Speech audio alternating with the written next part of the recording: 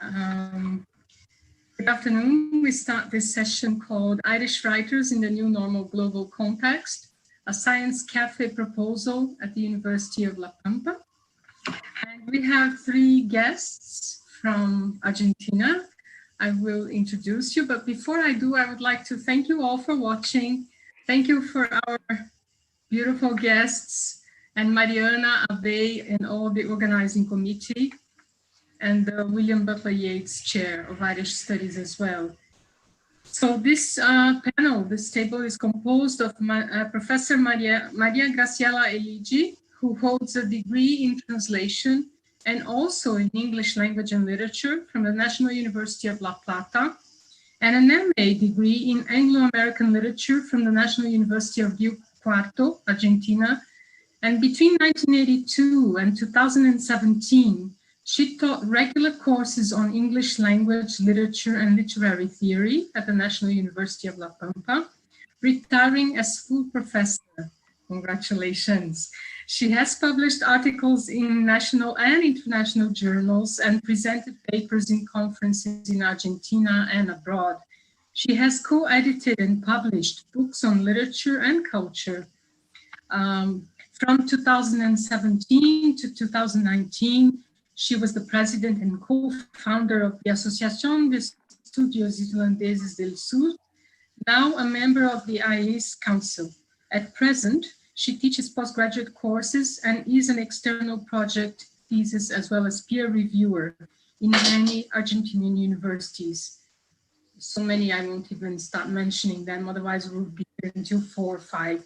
And coordinates an 8-year research program at the University of La Pampa from 2015 to 2023, including 4 projects on contemporary Irish literature, history, and the Irish diaspora to Argentina and South America. So thank you very much, Professor Eligi. And now I would like to introduce you Enrique Alejandro Basabi, who is a lecturer in the Department of Foreign Languages at Universidad Nacional de La Pampa, Argentina. He holds an MA in ELT and PCS and a PhD on education. His main interests are teacher education and cultural issues in English-speaking and Latin American contexts. So welcome and thank you, Professor Basabi. And at last, but not least, I already introduced you, so I give you all time to speak. Professor Maria Isabel Arriaga, who holds a degree of Teacher of English and BA in English Language and Literature from the National University of La Pampa, and an MA degree in Anglo-American Literature from the National University of Rio Cuarto, Argentina. She is currently an MA student at the Social and Cultural Studies MA program at University of La Pampa, and she has been a researcher in the field of Irish studies since 2007 as part of a research program from 2015 until 2023 at University of La Pampa, and in projects on teaching literatures at the English Teaching Training Program at the same university. Since 2013, she teaches culture of English-speaking countries and English literature courses at the same university, University of La Pampa. She has published articles in national and international journals and presented papers in conferences in Argentina. She has co-edited the book Express Yourself, Exploring Creativity in English Language Teacher Education in 2018 from the publishing house of the University of La Pampa, and she's a co-founder member of the Associação de Estudos Islandeses del Sur, and at present she continues working at the University of La Pampa and teaching graduate and postgraduate courses, workshops in English language and literature. Thank you very much. So we open, I'll leave you with your talk, interesting talk on Irish writers in the new normal global context, a science cafe proposal at University of La Pampa. Thank you very much. Okay, so I guess I can start sharing a little presentation. Slides. Yeah, yes, they are. I hope they work. Yeah, here we are. So Mariela, we should turn this off, and so you start. Okay, thank you, Kike. Thank you, Giseli, for your warm introduction. It's always a pleasure to be sharing this ABEI symposium with all of you, especially with old friends like Laura and all the team at ABEI and at the University of São Paulo and at different universities in Brazil. Thank you so much. The morning presentation was great. I had some problems with the connection at first, but then I could listen, only that I could not participate and send my congratulations, because the organization was excellent, and also because the interview with all the members of the table was really enriching and enlightening. So thank you very much, ABEI, for that. You know that we are like, now that we have our association, we are like sister associations, and we grew up from your generosity. So thanks for that. And now we are going to get into our topic mainly. We called it Irish Writers in the New Normal Global Context, a Science Café proposal at the University of La Pampa. And this is part of an idea that is not new, this idea of the science cafes. Next, Kike, please. The idea of science cafes goes back to the 1990s. Duncan Dallas created these cafés scientifiques in 1998 in the United Kingdom, but he took or borrowed this idea from Marc Sauté Café Philosophique, which was an idea to debate philosophic ideas within a context which is not, or which was not, the context of academia. So the idea behind these science cafes is to have an opportunity to see, to know, and experiment with science in settings other than laboratories, research areas, or classrooms. That is to say, away from an academic setting, okay? And why would that be a reasonable idea? Next, Kike, please. In our case, the University of La Pampa, in a way, organized this idea of our Café Científico or Science Café as far back as 2012. And this was part of the university extension program. It was not part of the research activities that are customarily carried out at universities, but as an extension activity.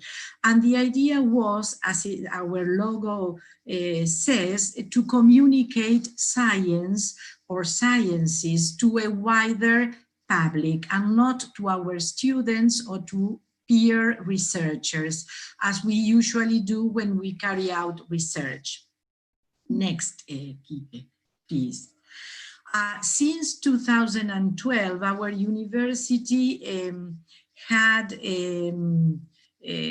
over 50 meetings within this format of the Science Cafe with varied topics, which go, I just copied here some of the topics dealt with, like, for example, women, equality and rights, or another cafe on why do we run, scientific causes behind the marathon craze, or environmental challenges in La Pampa, or let's talk about vaccines. Well, this could be very updated nowadays, healthy practice in times of anti-vaccine movements. So these are just 4 examples, but as I said, there had been since 2012 over 15 meetings, not only in the city of Santa Rosa, which is the capital city of our province and where the main campus of our university is, but also up north in the General Pico campus, as well. So we have a variety of possibilities working with this extension practice.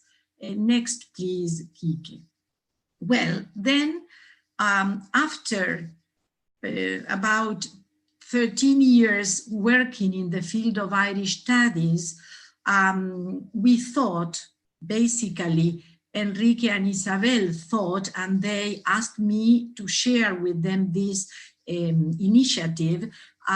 We thought that we could, after all these years of research, try this type of extension practice, the Science Café, to communicate with the community in the city of Santa Rosa and other nearby cities, our research findings in Irish studies. But we had to reconsider the way in which we were going to do so. That is to say, we had to pay attention to the fact that we were going to be talking to a non-academic audience, okay, at least if they were members of academic fields, they were not people acquainted with Irish studies as we had known them. So we were going to engage in a non-academic conversation with the tentative public, okay? We expected to have feedback from the audience on what we were going to communicate. And so the idea was to engage in a process of interaction, debate, dialogue, but in a way, in a deconstructed way, trying to enforce livelier communication and not lecturing. We were going to propose things, the things that we had studied, read about, learned, etc., but in a more, as I said, deconstructed way. Next, Kike, please. So our proposal for the 2020 Science Café was introducing contemporary Irish writers, some of the writers that both Enrique and Isabel had been working on for years as part of previous research projects, okay, but they are going to talk about their own research project within a bigger program in Irish studies, okay, and communicate the topics these writers deal with and what they write about in a friendly and cozier atmosphere away from classrooms. Yes, Kike. Okay, so from now onwards, Enrique is going to continue talking about their experience or what they had thought they could do as part of the cafe, and then after that we perhaps could engage in dialogue with other participants or the three of us and you, Giseli. Thanks very much. I give the word to Enrique. Okay, so good afternoon. I'm Enrique Basabe, and I have been teaching literature in the ELT program in La Pampa for 20 years, more or less. But I have been doing like more studies on education in the last probably 15 years. And so some 2 years ago, I decided to start a research project on literature, and it was specifically on Irish literature because I also wanted to share my views and my ideas with the program that Professor Elishi was creating or was fostering there at the University of La Pampa. And so what I try to do here is just to present you with a glimpse of the processes through which we decided together with Isabel Arriaga to take this to make our research scientific cafe, as Mariela has already told us. As I told you 2 years ago, I decided that I wanted to go back to literature and to studying literature, and so we designed a research project which was called Seamus Dean and N. O'Brien, Authors of a Minor Literature. And one of the things we wanted to do with that project at that time was to analyze the narrative works of these two authors from the point of view of one theoretical perspective, which you may tell just from the title, which is Gilles Deleuze's idea of minor literature. As you may know, also minor literature, or Deleuze's ideas, probably belong in what seems to be like the prehistory of post-colonialism now, in that he is proposing, and that is also what we wanted to propose, like a comeback to study the language in the literary works. That was one of our aims, and so we wanted to focus on these ideas of deterritorialization and the reterritorialization of language, which seems to be complex to pronounce, but they are there. The collective narrative mechanism of some literary works, and also that combination of that blend, that articulation, perhaps it's a better word, that Deleuze suggests that there is between the personal and the political in every piece of literature. And so, as I told you, we decided that was a good framework to go back to analyze the language of the literary works, and that's what we tried to do.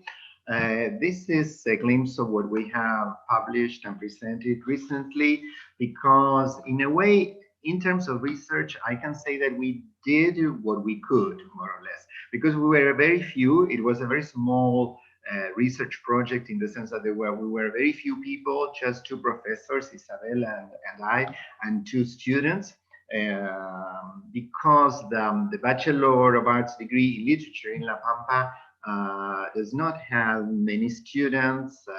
Students are far more involved with ELT and applied linguistics, and so we are sort of losing students there. But we work together and we try to do something. And so our results were some students dealt with the use of the Gothic to recreate experience in Reading in the Dark, in Seamus Dean.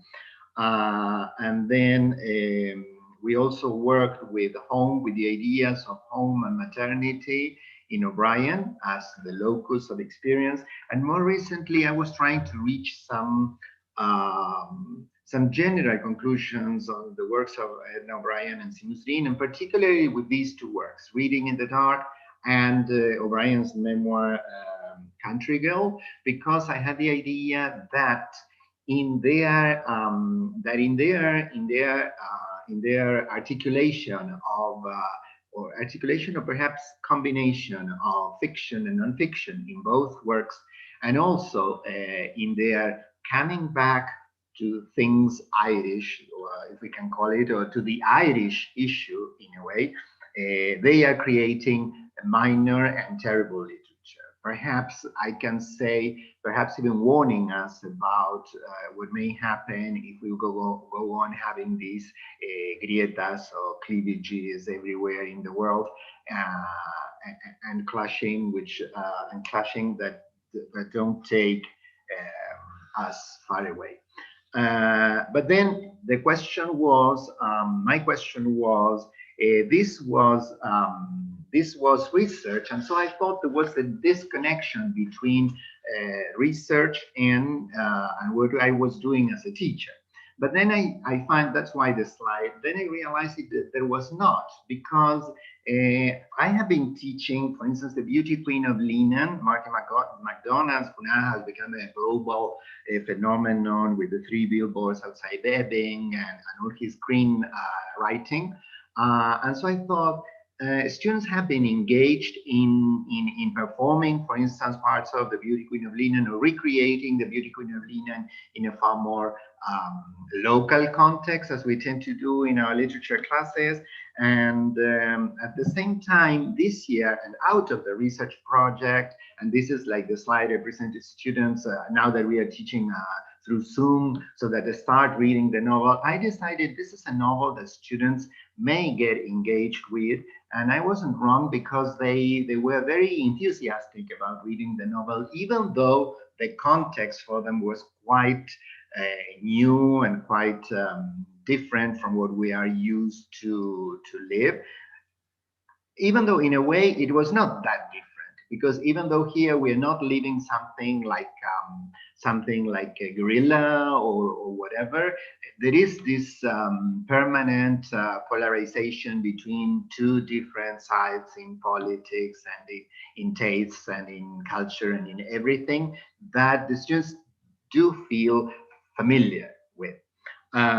So we thought, okay, we do have the experience of teaching Irish literature, and we also had the experience of researching that literature. And then in terms of what Mariela was telling us, thinking in terms of trying to reach a wider audience through a scientific cafe, we were also thinking, we can use this, not only the authors, but also their works as prompts for people to start thinking, for people, I would say, from people perhaps outside the university or non-academic, as Mariela would say, thinking about literature and life, because the literary works that we have chosen, all of them written by Irish authors, were all of them reader-friendly, in the sense that you can get easily acquainted with the themes in the literary works. They're aesthetically valuable because the English that is used there is wonderful. And of course, I'm nobody to judge, let's say, the aesthetic value of authors, because I'm a non-native speaker, but as an English teacher, as a teacher of English, I would say they are wonderful, because the students would get in touch with a language that is truly significant and truly wonderful. I don't know if I can make that combination, but it's wonderful. And then it's very close to our students' experiences. For instance, in the case of the works that I talked about, in the Beauty Queen of Linen, it's a play that we have not been able to change from our syllabus, because it's about the relationship between parents and children, and our students are in their 20s, early 20s, so it's sort of impossible to get rid of the play, because they do like it every year we teach it. And with Reading in the Dark, which is a novel of formation, the same happens, because we get to know that character when he's a little kid, and we get to know about his and his family's conflicts till he's a grown-up boy. And that is very close to experience. And in that, I would say that they are also universal in scope. And probably that is, again, I'm nobody to judge, but I would say that is like the quality of Irish writing. That is what you find, what I have found in most of the authors. And that's why, even though I teach like 4 or 5 major works, 2 or 3 of them are usually Irish, because that sense of belonging in a wider locus than your own village or your own country, but then talking about issues that are universal is wonderful in authors. I was thinking, now that I'm talking about this, I was thinking about Van Beels today in the morning, telling us about how we all drift, and that is what we do in life, and we only have notion of the present, which is a very, very interesting idea. And so what we decided is that if we have the experience of research, because we did study the literary works in depth, and we studied them applying theory, and we studied them from the point of view of knowledgeable, I wouldn't say expert, but knowledgeable professors of the English language, then And we also have the experience of teaching, which in a way is making things, I don't want to use simpler, but making things accessible to as many people as we can. Then we thought, through this scientific cafe, we can, the possibilities of it are that we can spread the word about Irish literature in La Pampa. Okay, something that we have tried to do, but in a way we have been far more inclined to do research and academic stuff and stay in most cases within the university. Then we will have the chance of reaching wider population, wider populations, though there might be difficulties. And we thought, well, our difficulties may be that not everybody in La Pampa could access the texts in English, and so probably we are thinking and we are planning with Mariela of getting translations, where there are more and more translations in Spanish of the big, again, new global authors. But we will reach, for instance, the English-speaking population, probably of private institutes, and teachers who had already graduated from our program, which, even though it might not be a huge population, I think that it is in need of going on practicing their English and going on getting in touch with literature and with some sort of English that is artistic and not necessarily the generally routinary and journalistic, for instance, English we use in our textbooks and whatnot.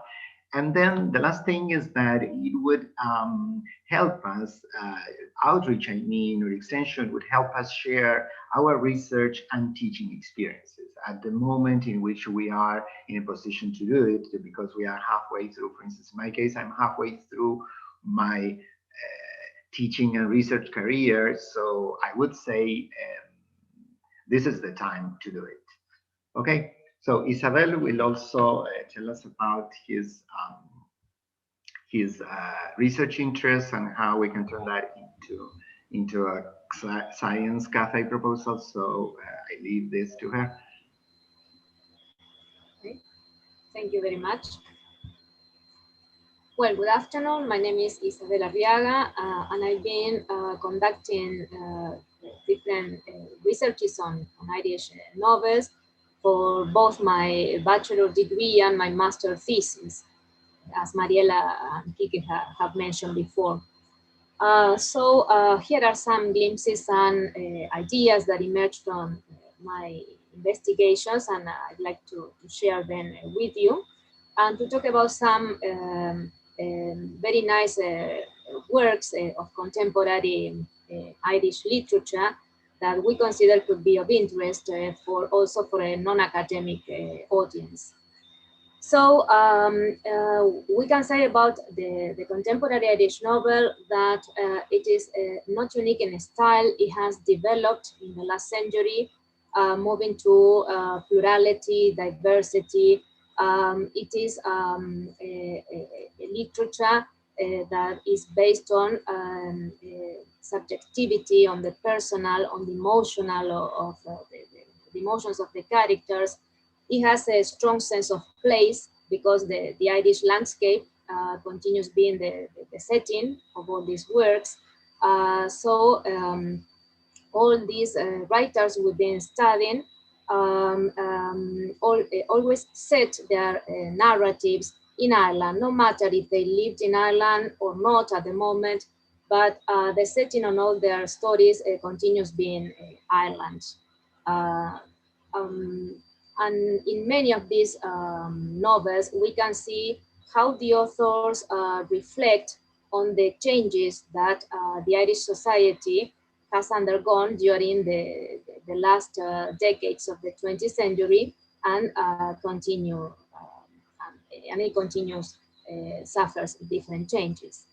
But as Enrique mentioned before, these novels are aesthetically beautiful, but somehow they can be a bit difficult to understand when we deal with the Irish history or with the Irish context.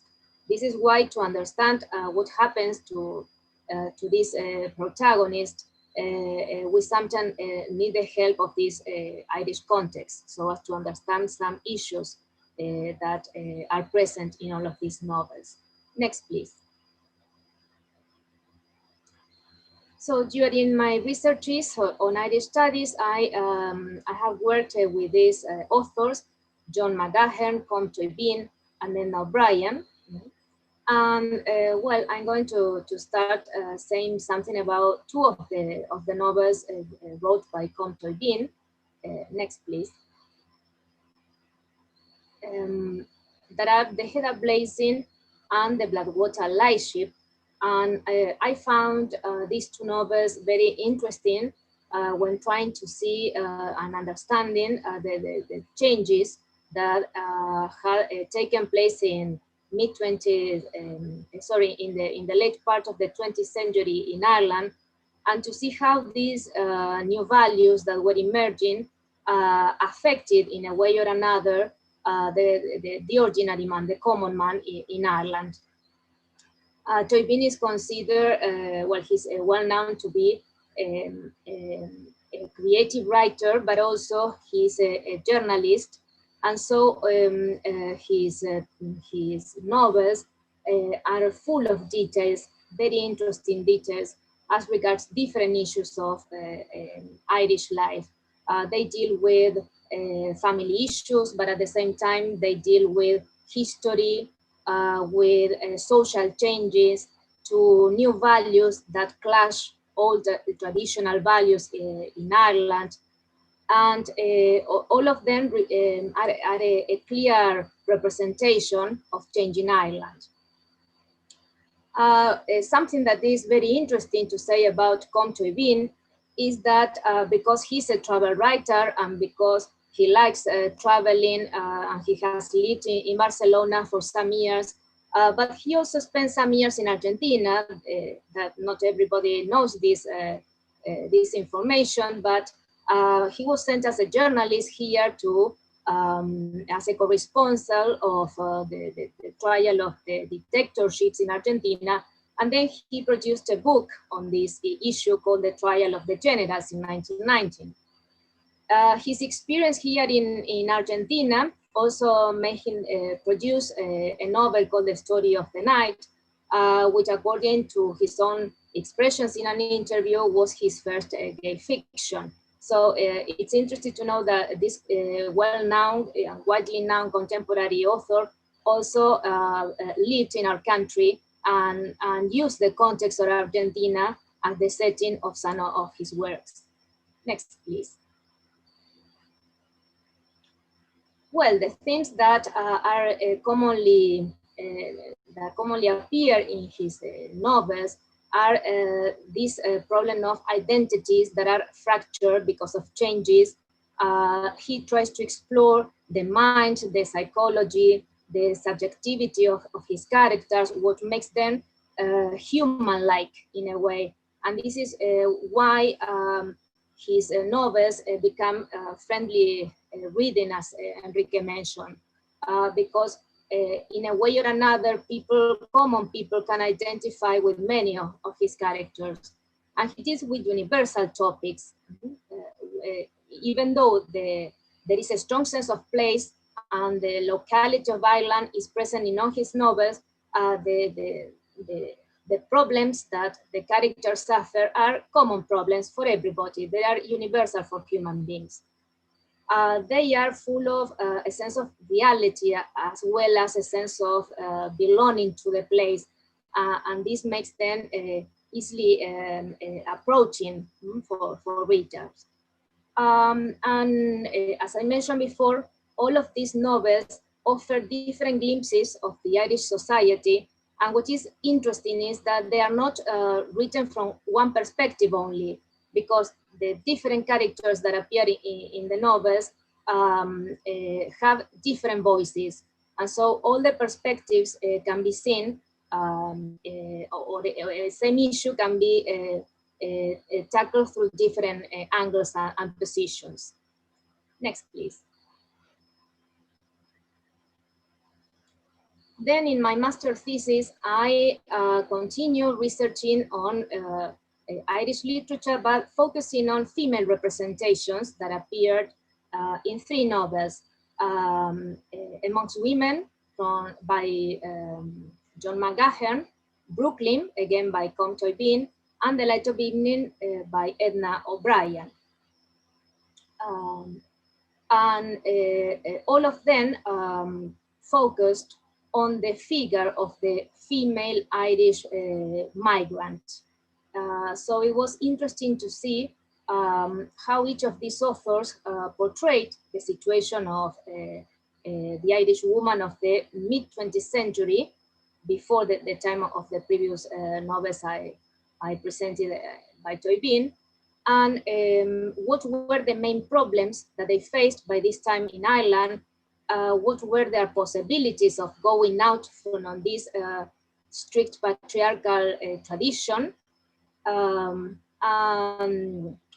it's interesting to see that they are written by different authors, one written by a female writer, another written by a male writer, and a third one written by a gay author, so as to see what is their perspective on this female Irish woman that had to migrate so as to improve their lives. Next, please. So many questions can be asked around these 3 novels when thinking about mid-20th century Ireland. What was the economic situation like?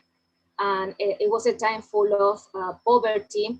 The only or the most important economic resource was agriculture. And so young people finishing school did not have many options. And this is why the protagonist, the female protagonist of these novels, in many cases decide to emigrate, having 2 options, either England or America.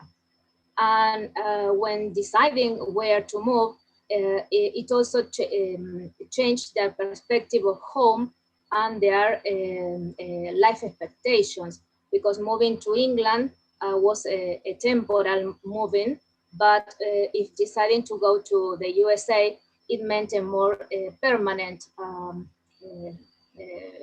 movement, and in some cases, they could never go back home.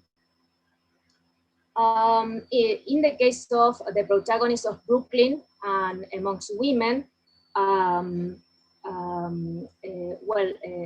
young girls have an opportunity when deciding to emigrate, because otherwise they would have to follow the patriarchal tradition of getting married and being mothers and housewives only, without any possibility of developing a career, following new courses of studies, or developing a new identity. In the case of The Light of Evening, O'Brien presents many autobiographical information, much autobiographical information, and the reasons for which she had to emigrate, that were mainly political reasons, since when she started her literary career, she was censured by the authorities in Ireland, and so she had to emigrate so as to continue writing. When thinking about the difference in which these women are portrayed by male authors, female authors, there are no great differences between them, just that they focus on different things. O'Brien focuses on her own relationship with her mother as a representation of the relationship with Mother Ireland that many Irish people had by this time. Toybin focuses on the woman, the Irish woman as a migrant, what happens to her when being abroad, and if she had the possibility of going back to home.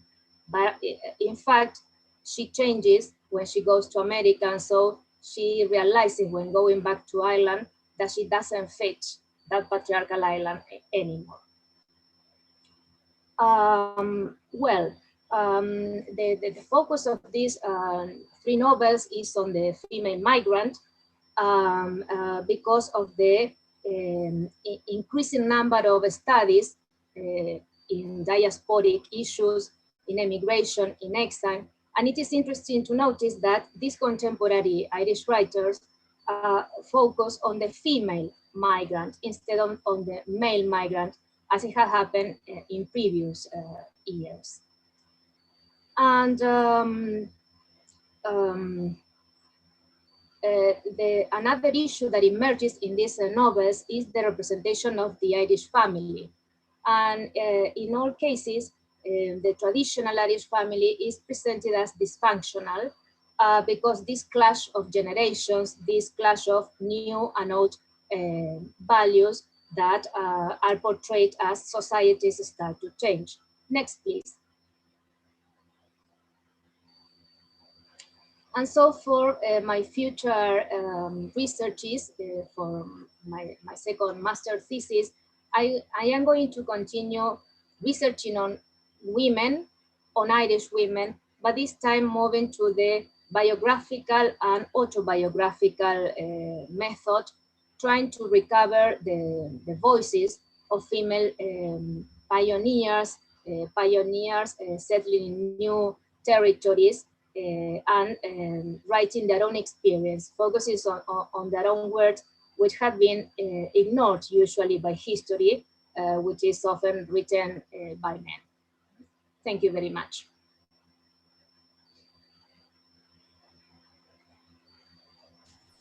Thank you very much, all of you, for your wonderful talks about the project, which is extremely important, necessary, and splendid.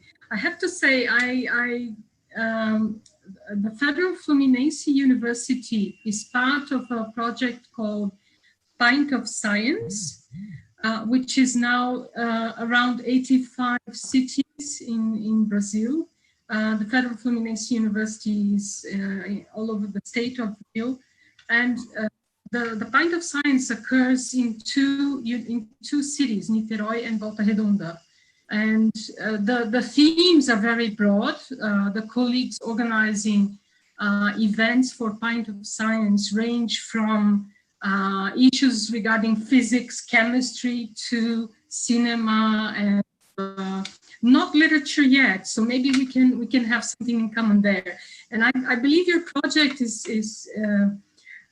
this is the time to do it, as Henrique said, because of virtual world. So this is the right moment. I think people are eager to meet, even online, even if only online for the time being. So the virtual world is really excellent for this project, or this project is excellent for the virtual world.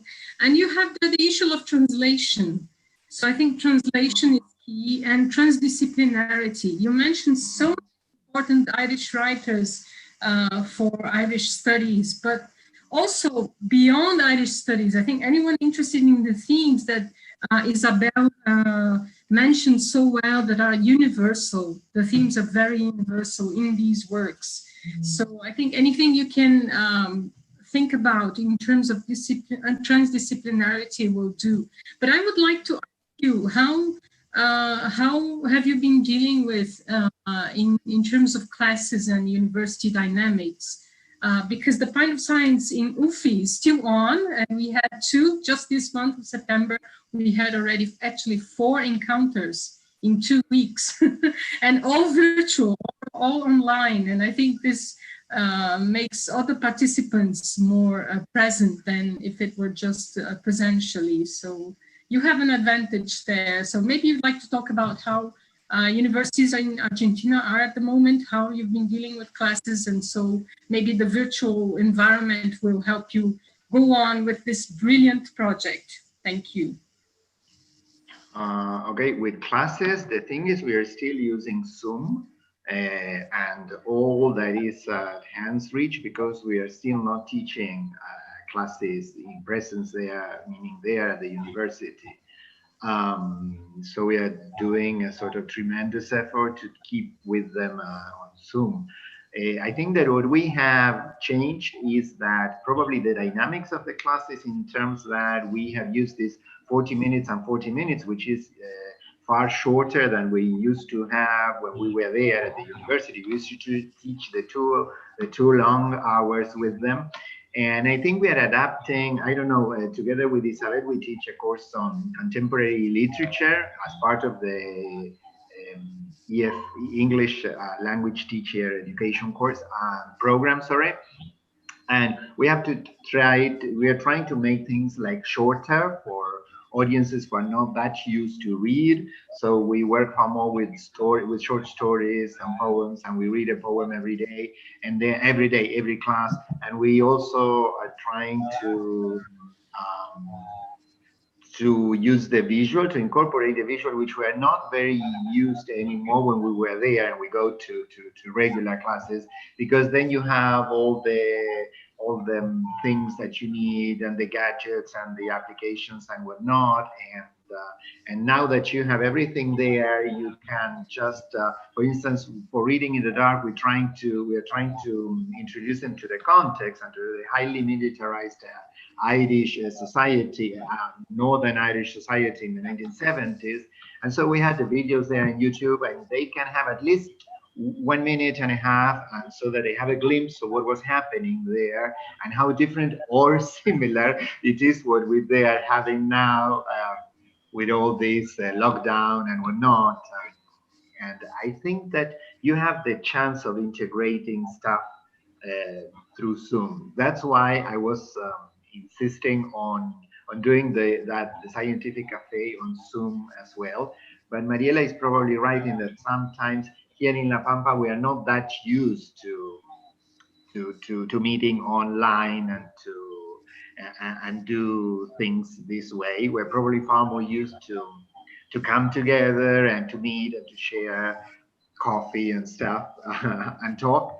But we are coping with it, and I think those are the key issues, like trying to go on with the spirits of the classes, making everything shorter for students, and exploiting the visual. Now, I don't know if that's my answer. I don't know if anybody else, because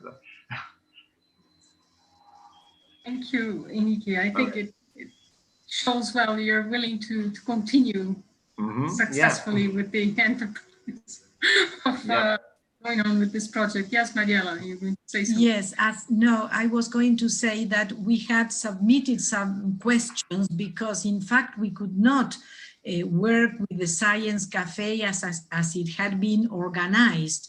So by the end of our abstract, we were asking some questions that whether it was going to be beneficial or not to have the Science Cafe online, if it was going to be for someone's benefit or not, if people would engage in that kind of organization, what Kike has just suggested. But anyway, in our particular situation here in La Pampa, we don't have a strict lockdown now because we have not had so many cases, and the virus is controlled and the population is living quite a normal life as compared with the rest of the country. So perhaps, for example, we can have meetings of up to 10 people per table in a restaurant, for example. So if you could have 10 people at a table and 10 at some other table, etc. So it means that perhaps in November or October, we could have a meeting somewhere. But anyway, our doubt was whether it could also work online, and it could be a possibility depending on the audience. What do you think, Giselle?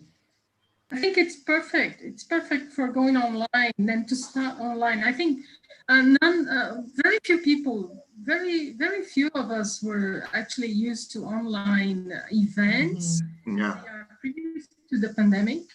I think before the pandemic showed up, we were already doing seminars, web seminars, and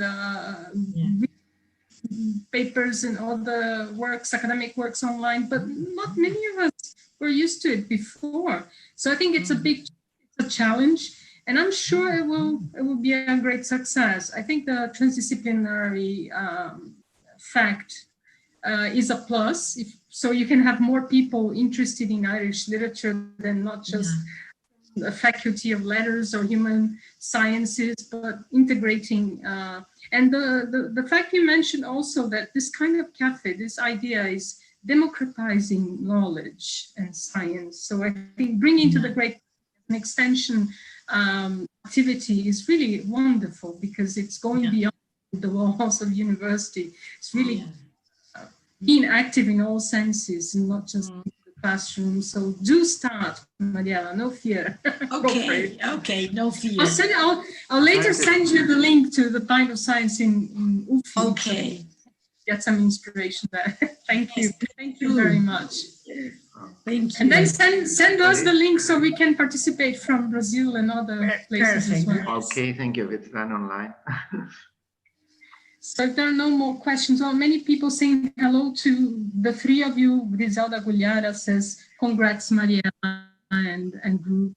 Many people know saying hello. Victor, all participants are thanking you all and congratulating you for the great job. Somebody is asking a question, I guess. Laura, Dr. Laura Sontini is asking us, I think it's for Mariela, because it goes, do you involve people from the Secretary of Education or the municipality to reach the general public? We haven't thought of that, but I think that would be a good idea to promote through the Office of Culture of the Town Hall, for example, or I don't know, what do you think, Enrique and Isabel? I think that could be a possibility, especially locally, I mean in Santa Rosa, to have their help to promote the issue. At the same time, the university, I think, when there is a science cafe going on or about to happen, they advertise it through the newspapers and local media. So that would be a way also, and people here in general read the local paper and watch the local channel to see what's going on. So that would be a good means to promote the idea. And probably that is an area we should explore a little bit more, because it's not what we have been doing, meaning we are generating so much concentrated, especially on teaching, because the teaching load for English language teachers is so huge that we generally are within the classroom, and it's a little bit difficult for us to think of other possibilities. But that is a very good suggestion that we get in touch with the town halls and the Secretary of Education, even at the provincial level too. I'm sure maybe local libraries as well. Maybe you can have the gatherings in local libraries once you're also planning on going presentially by November. Great. Yeah.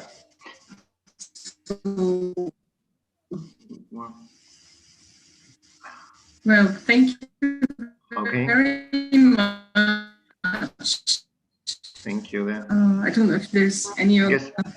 There are some issues with the sound.